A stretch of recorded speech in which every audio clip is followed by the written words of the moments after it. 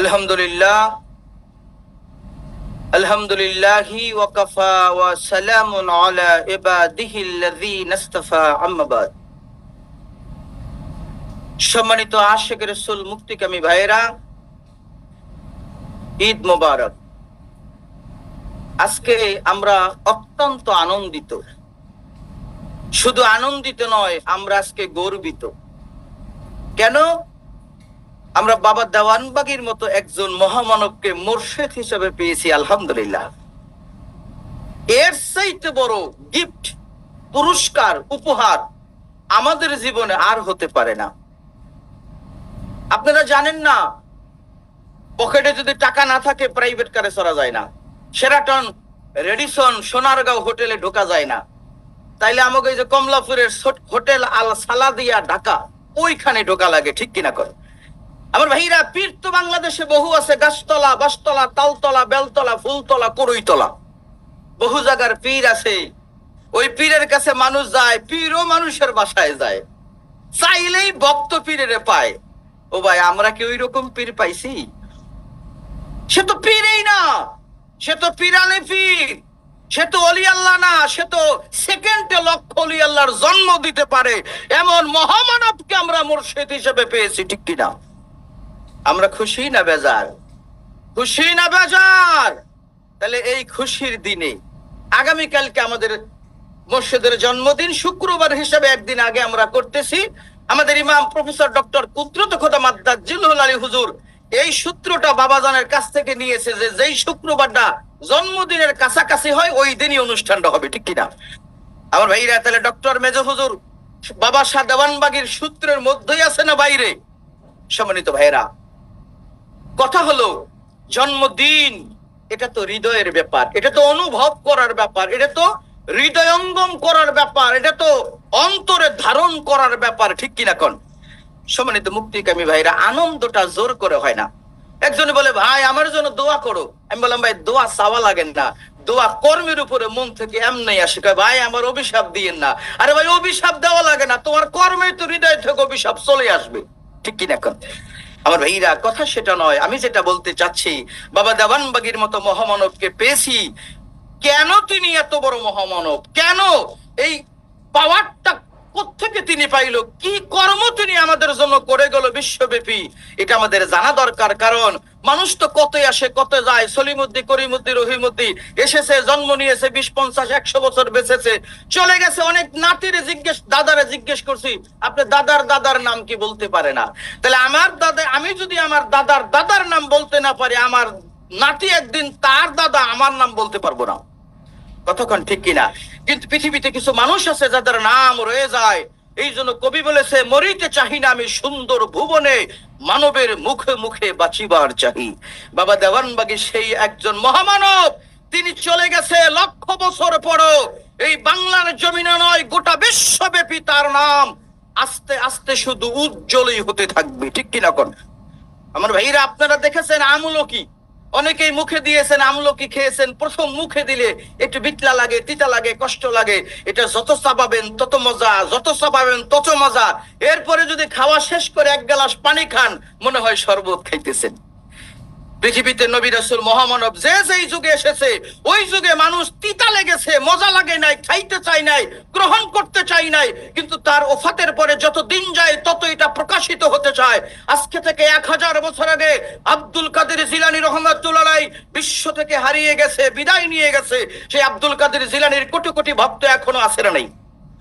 Baghdad নামটা নিলেই মানুষ মনে করে আব্দুল কাদের জিলানী, আজমির নাম নিলেই মানুষ কয় খাজা মঈনুদ্দিন চিশতি, মদিনার নামটা নিলেই কয় আমার রাসূল, একদিন ঢাকার নামটা নিলেই বলবে বাবা দেওয়ানবাগী। গোটা বিশ্বে প্রচারিত হবে। কেন হবে? আমি ছোট্ট করে আপনাদের কাছে কয়েকটি সূত্র বলছি। আমার ভাইরা, মুজাদ্দিদ আরবি ভাষা, বাংলায় যার অর্থ হলো সংস্কারক। এই যে দেখেন, বাবের রহমতের দিকে যদি তাকান, বাবা দেওয়ানবাগী যখন এই মসজিদে আমরা নামাজ পড়তাম, আরেকটু ঘুরে পড়তাম, আমাদের ডক্টর কুদরত খোদা সুন্দর করে পরিপাটি করে একটা রূপ আমাদেরকে দিয়েছে, সেই সামান্য একটু। এরপরে আপনি দোতলায় গিয়ে দেখেন, আগের যেই সিস্টেমটা ছিল একটু সুন্দর করে বাবা যান মানুষের কাছে যেন আরেকটু সুন্দরভাবে প্রকাশিত হয়, এই জন্য তার হুজরাখানাকে সুন্দর করে মডিফাই করেছে, গোটা বিশ্ব থেকে মানুষ আসবে। আগামী 27 তারিখে অসংখ্য পীর সাহেব এই দরবার শরীফে আসবে, তারা দেখে বলবে যে আলহামদুলিল্লাহ কত সুন্দর একটি দরবার, এসে তারা খুশি হবে। এই যে সুন্দর বিল্ডিং ভাঙে নাই, এটার মধ্যে সুন্দর কারুকার্য করা, এটাকে সংস্কার বলা হয়। আমার ভাইরা, আমার রাসূল যেই ধর্ম জগতে দিয়ে গেছে, এই ধর্মটা কি পরিপূর্ণ না অপরিপূর্ণ? বিদায় হজের দিবসে আল্লাহ বলেছে আলিয়াউমা আকমালতু লাকুম দীনাকুম ওয়া আতমামতু লাকুম আতমামতু লাকুম নি'মাতি ওয়া রাদিতু লাকুমুল ইসলাম দীনা। আল্লাহ বলেছে বন্ধু, আমি আজকের দিনে তোমার উপরে ধর্মকে পরিপূর্ণ করে দিলাম, তোমার উপর নিয়ামতকে পরিপূর্ণ করলাম। আমরা ভাইরা, আল্লাহ আমাদের জন্য নিয়ামতকে পূর্ণতা দিয়েছে, নবীর মাধ্যমে ধর্মকে পূর্ণতা দিয়েছে, কিন্তু এই ধর্মের ভিতরে অসংখ্য কুসংস্কার ঢুকেছে।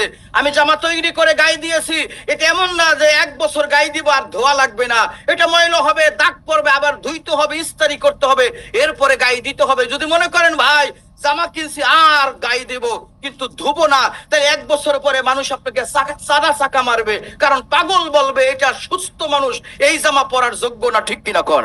তদ্রুপ এজিদের চক্রান্তে মোহাম্মদ ইসলামের ভিতরে যেই কুসংস্কার ঢুকেছে, এই সংস্কারগুলো করে দিয়েছেন যুগে যুগে বহু মহামানব, আব্দুল কাদের জিলানী, খাজা মঈনুদ্দিন চিশতি, মুজাদ্দিদ আল ফেসানি, তারা সংস্কার করেছে ইমাম শাহ চন্দ্রপুরী। এরপরে আমাদের মহান মুর্শিদ মোহাম্মদ ইসলামের পুনর্জীবন দানকারী সুফি সম্রাট হযরত শাহদাওয়ানবাগী দয়াল বাবা কেবলা যান, তিনি এই মোহাম্মদ ইসলামের অসংখ্য সংস্কার করেছে। যে সংস্কারগুলো বিধর্মীদের চক্রান্তে, সহধর্মীদের অজ্ঞতার কারণে এজিদের চক্রান্তে মোহাম্মদ ইসলামের ভিতরে প্রবেশ করেছিল, এই মিথ্যাটাকে ঢুকাইয়া তারা সত্য পরিণত করে মানুষকে আসল রাস্তা থেকে ভুল রাস্তায় ডাইভার্ট করে দিয়েছিল। বাবা দেওয়ানবাগী তার 35 বছরের জীবনে অসংখ্য সংস্কার করেছে, যার ভিতরে 21টি সংস্কার বাংলাদেশ সরকার কর্তৃক রাষ্ট্রীয়ভাবে বাস্তবায়িত হয়েছে। সবাই বলি আলহামদুলিল্লাহ। আমার ভাইরা, তাহলে যেহেতু বাবা দেওয়ানবাগী সংস্কার গুলো করেছে, আমাদের অনেকেরই জানা আছে, অনেকেরই জানা নাই। আমি সকলের উদ্দেশ্যে 2-3টা সংস্কার আপনাদের আমাদের উপস্থাপন করছি। আজকে শুক্রবার, সরকারি ছুটি, এই জন্য আমরা সবাই সুন্দরভাবে বাবে রহমতে আসতে পেরেছি। আজকে যদি আমাদের অফিস আদালত খোলা থাকতো, অর্ধেক লোক আসতে পারতাম না। ঠিক কিনা? 1991 সাল পর্যন্ত, 1982 সাল পর্যন্ত বাংলাদেশে শুক্রবার দিন সরকারি ছুটি ছিল না। সরকারি ছুটি ছিল রবিবার। যীশু খ্রিস্ট তার জন্মদিন ছিল রবিবার, তাদের ওই রবিবারের জন্মদিনটাকে তারা বড়দিন হিসেবে পালন করে আজও এই চলতি মাসের 25 তারিখে খ্রিস্টমাস ডে বড়দিন হিসেবে তারা পালন করবে। বাংলাদেশ সরকার এই দিন ছুটি দিবে। এই রবিবার দিন তারা তাদের নবীর জন্মদিন হিসাবে গোটা বিশ্বে এখনো দেখেন, আমি ইন্ডিয়া যান, Malaysia, Singapore, America, Japan, German, Canada, Australia, পৃথিবীর প্রত্যেকটা দেশে রবিবার সরকারি ছুটি। আমাদের দেশে ব্যতিক্রম ছিল না, এই দেশেও রবিবার দিন সরকারি ছুটি ছিল। কিন্তু বাংলাদেশ সরকারের কাছে সুফি সম্রাট শাহ দেওয়ানবাগী হুজুর কেবলা যান 1982 সালে কোরআন হাদিসের দলিল দিয়ে তিনি প্রস্তাব দিলেন, আমাদের দেশে শতকরা 90+% মুসলমান, আমাদের দেশে আমরা রবিবার সরকারি ছুটি চাই না, আমরা জুমার দিন শুক্রবার সরকারি ছুটি চাই। আমার ভাইরা, শুক্রবার দিন ছুটি চাওয়ার পিছনে তিনি কোরআনের দলিল দিলেন। আল্লাহ রাব্বুল আলামিন কোরআনে বলেছে, ইয়া আইয়ুহাল্লাযীনা আমানু ইযা নুদিয়া লিস-সালাতি মিন ইয়াউমিল জুমআ ফাসাউ ইলা যিকরিল্লাহি ওয়া জারুল বাই। আল্লাহ বলে, হে ঈমানদারেরা, জুমার নামাজের আযান যখন দেওয়া হয়, তোমরা বেচা কেনা বন্ধ করে কাজ কাম রেখে দিয়ে মসজিদে জুমার নামাজের জন্য ধাবিত হও। হুকুম কার? জোরে কোন কার? আল্লাহর হুকুম, নফল না ফরজ? এই আল্লাহর হুকুম পালন করতে মানুষ পারে নাই। সরকারি, আধা সরকারি, বেসরকারি কর্মকর্তা কর্মচারীরা জুমার আজান শুনছে বটে, কিন্তু মসজিদে গিয়ে জুমার নামাজ পড়ার সুযোগ তাদের ছিল না। বাবা দেওয়ানবাগী প্রস্তাব করলেন যে জুমার দিন ছুটি দিতে হবে, কারণ আল্লাহ বলেছে জুমার আজান শুনলে মসজিদে যাওয়ার জন্য, নামাজের জন্য, তাহলে আমরা কাজ কাম করতে পারবো না। এই হাদিসের পাশাপাশি কোরআনের আয়াতের পাশাপাশি রাসূল হাদিসের মধ্যে বলেছে, কোন মানুষ যদি জুমার দিনে জুমার নামাজ পড়ে 2 রাকাত নামাজ খুতবা সহকারে যদি আদায় করতে পারে, ওই মানুষটার আমল নামায় একটা কবুলিয়াত হজের সওয়াব লেখা হয়। আমার ভাইরা, লক্ষ লক্ষ টাকা খরচ করে যারা হজ করতে যেতে পারে না, এই মানুষটা যদি জুমার নামাজ আদায় করে তাহলে তার আমল নামায় হজের সওয়াব হয়। এই হজের সওয়াব থেকে গরিব মানুষগুলো বঞ্চিত। এইভাবে অসংখ্য দলিল যখন সরকারের কাছে প্রস্তাব করা হলো, বাংলাদেশ সরকার উপলব্ধি করতে পারলো গুরুত্ব। এরপরে 1982 সালে বাংলাদেশ সরকার রবিবার দিন সরকারি ছুটি ক্যান্সেল করে দিয়ে শুক্রবার দিন সরকারি ছুটি ঘোষণা করে দিল। আলহামদুলিল্লাহ। সেই 1982 সাল থেকে আজকে 2024 সাল পর্যন্ত প্রতি সপ্তাহে শুক্রবার দিন সরকারি ছুটি হয়। অনেকেই জানে না এটা কার জন্য হয়, অনেকেই বুঝে না এটা কার প্রস্তাবে হয়েছে। কয় মানুষ বুঝতে পারে না। আমার ভাইয়েরা, যারে দিয়া রামের মা তারে তোমরা চিনলা না। সম্মানিত মুক্তিকামী ভাইয়েরা, অনেকে বলে বাবা দেওয়ানবাগী, তারে মানি না, তারে বিশ্বাস করি না, তার কথা শুনবো না, তার সংস্কার মানি না। আমি বলবো, বাবা তুমি যদি বাবা দেওয়ানবাগীর সংস্কার না মানো কি করবা? আমি রবিবার দিন ছুটি কাটাবো। আচ্ছা কাটাও, রবিবার দিন ছুটি কাটাইয়া সোমবার তুমি অফিসে গিয়ে দেখবা তোমার হাজিরা খাতায় লাল কালি দিয়ে অ্যাবসেন্ট লেখা। বলে হুজুর আমি বাবা দেওয়ানবাগীর সংস্কার মানি না, কি করবা?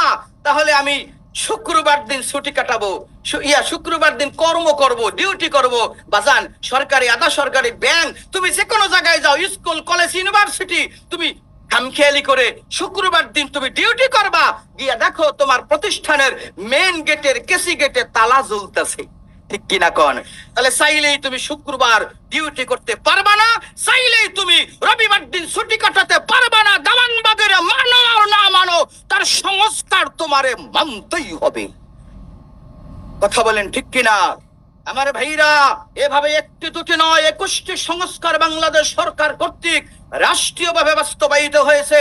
ঈদ মিলাদুন্নবী আপনারা জানেন, রাসূলের শুভ জন্মদিন 1996 সালের পূর্ব পর্যন্ত বাংলাদেশে ঈদ মিলাদুন্নবী বলতে কোনো বস্তু ছিল না। বাবা দেওয়ানবাগী সরকারের কাছে প্রস্তাব দিয়ে 6 দফা দাবি জানিয়ে 5 দফা দাবি সরকারকে দিয়া প্রতিষ্ঠা করেয়া, এর মধ্যে একটা দাবি ছিল রসুলের শুভ জন্মদিনে ছুটি দিতে হবে। আমার ভাইরা, যীশু খ্রিস্টের জন্মদিনে ছুটি দেওয়া হয়, এই জন্মদিন সবাই পালন করে। আমাদের দেশের আলেম ওলামা থেকে শুরু করে কোনো মানুষ বিরোধিতা করে না, না না খ্রিস্টান নবীর জন্মদিন চাই না, পালন করব না, হারাম, শিরিক, বেদাত। রাস্তাঘাটে স্লোগান দিল, মিছিল করলো, কেউ করে না, নীরবে নিবৃত সবাই যীশু খ্রিস্টের জন্মদিন পালন করে, ছুটি করে। আমার ভাইরা, কিন্তু রাসূলের জন্মদিনে ছুটি পালন করতে গেলে অনেকে বিরোধিতা করে। তাহলে বোঝা যায় তাদের সাথে নবীর প্রেমের সম্পর্ক কম। কথা কোন ঠিক কিনা? হিন্দুদের নবীর জন্মদিন যিশু, কি হিন্দুদের নবীর জন্মদিন শ্রীকৃষ্ণ, তাদের জন্মদিনে ছুটি পালন করে, বাংলাদেশের কেউ বিরোধিতা করে না। অথচ রাসূলের জন্মদিন ঈদ মিলাদুন্নবী ছুটি পালন করতে গেলে এক শ্রেণীর মানুষ বেদাত বলে। গৌতম বুদ্ধের জন্মদিন বুদ্ধ পূর্ণিমা পালন করে বাংলাদেশ সরকার ছুটি দেয়, কেউ বিরোধিতা করে না। অথচ রাসূলের জন্মদিন ঈদ মিলাদুন্নবীর বিরুদ্ধে বহু মানুষ স্লোগান করে। আমার ভাইরা, এত কিছুর পরে চড়াই উতরাই শেষ করে বাবা দেওয়ানবাগী 1996 সালে সরকার কর্তৃক এই রাসূলের শুভ জন্মদিনকে একদিনের ছুটি ঘোষণা করিয়েছে। আজকে 28 বছর যাবত বাংলাদেশে রাসূলের শুভ জন্মদিনে ছুটি হয়, ঈদে মিলাদুন্নবী। আমরা ধুমধামের সাথে এই অনুষ্ঠান পালন করি না? আমার ভাইরা, কোরআন শরীফের সূরা ইউনূসের 58 নম্বর আয়াতে আল্লাহ নিজে বলেছে রাসূলের জন্মদিনে খুশি হইতে। যারা নবীর জন্মদিনে খুশি হয় না, তারা নবীর আশিক, নবীর উম্মত হতে পারে না। কথা কোন ঠিক কিনা? সম্মানিত ভাইরা, এইভাবে জমিনের দলিলের সংস্কার তিনি করেছে, এইভাবে কোরআনের আয়াতের সংস্কার তিনি করেছে। ইলমে তাসাউফকে নবম শ্রেণী থেকে প্রত্যেকটা ক্লাসে ইলমে তাসাউফ ঢুকিয়েছে। এইভাবে সংস্কার তিনি করেছে। তারই কিছু সংস্কার এখনো বাকি আছে, হ্যাঙ্গিং অবস্থায়, প্রিন্টিং অবস্থায় আছে। আজকে সেই সংস্কারগুলো হয়তোবা খুব অচিরেই শীঘ্রই তার সুযোগ্য উত্তরসূরি মুহাম্মদ ইসলামের নেতৃত্ব প্রদানকারী মহামানব ইমাম প্রফেসর ডক্টর কুদরতে খোদা মাদ্দা জিলালী হুজুর অচিরেই এই সংস্কারগুলো হয়তোবা সরকার কর্তৃক বাস্তবায়িত করাইবেন ইনশাআল্লাহ। সবাই বলেন ইনশাআল্লাহ। আমরা ডক্টর মেজর হুজুরের সুস্বাস্থ্য কামনা করি, তার দীর্ঘায়ু কামনা করি। আজকে বাবা দেওয়ানবাগীর শুভ জন্মদিনে আমরা সকলকে ঈদ মোবারক জানাই। ডক্টর প্রফেসর কুদরতে খোদাকে আমরা মুহাম্মদ ইসলামের কান্ডারি হিসেবে পেয়ে খুশি না বেজার? আল্লাহ পাক তার কদমে তার নির্দেশে মোহাম্মদ ইসলামের গোলামি মরণ পর্যন্ত করে যাওয়ার সুযোগ আল্লাহ আমাদের সবাইরে দান করুক, আমিন।